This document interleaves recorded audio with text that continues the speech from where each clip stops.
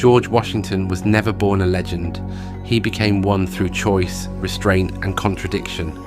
Long before his name echoed through history books, he was simply a Virginia boy growing up in a rigid, colonial society where land defined worth and obedience defined survival.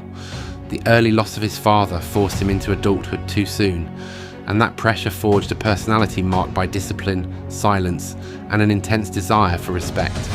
Washington learned early that the world rewarded control, not emotion, and he shaped himself accordingly. Unlike many future leaders, Washington lacked a refined education. He did not debate philosophy in elite halls or study law abroad. Instead, he learned from the land, from physical labour, and from failure. As a surveyor moving through untamed territory, he discovered both the promise and brutality of America. He admired nature's vast freedom, yet measured it, claimed it, and profited from it. This duality would follow him throughout his life.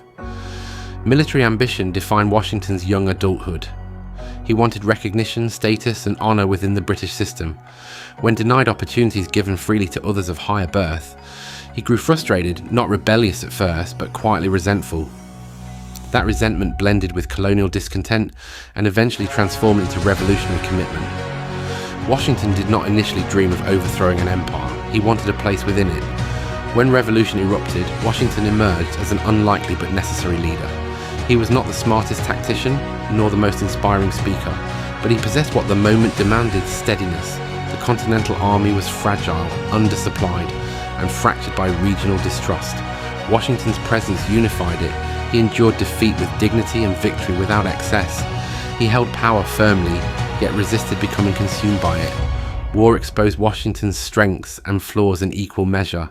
He demanded loyalty and discipline, sometimes at the cost of compassion.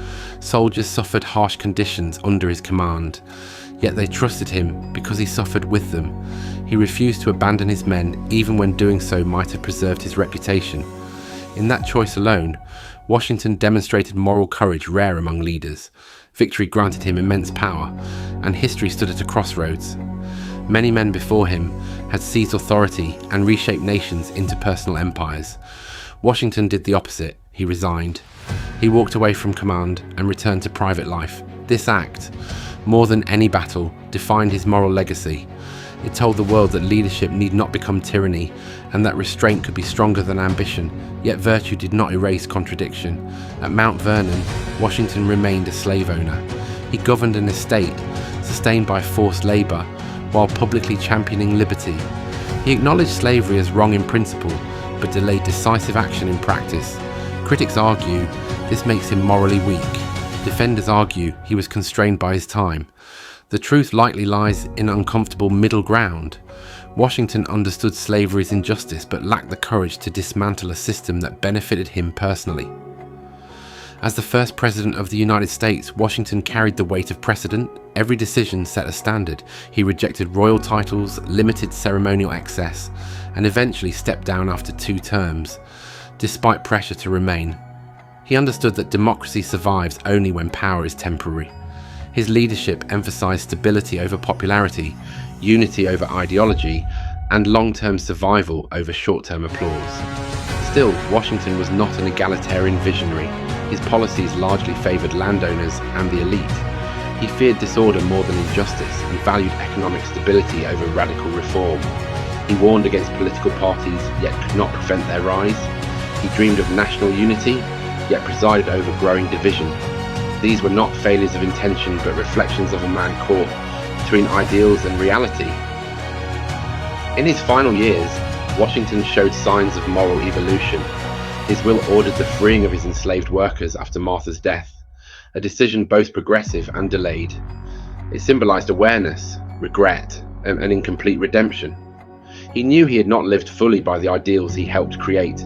History records his attempt, not his perfection. So was George Washington a good man or a bad one? He was neither saint nor villain. He was a disciplined leader who rejected tyranny, a flawed human shaped by privilege, fear, and circumstance. His greatness lies not in moral purity, but in conscious restraint, in choosing to limit himself when limitless power was available. Washington's legacy endures not because he was perfect, but because he proved that leadership grounded in humility and restraint can change the course of history. He built the framework of